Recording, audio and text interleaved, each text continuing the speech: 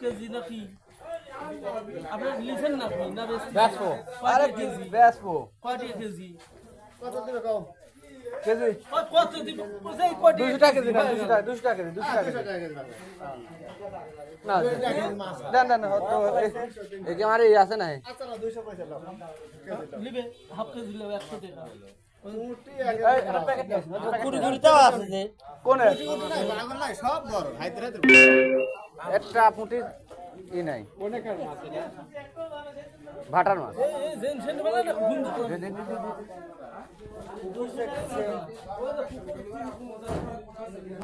রাত করে কুটবে নাকি এখন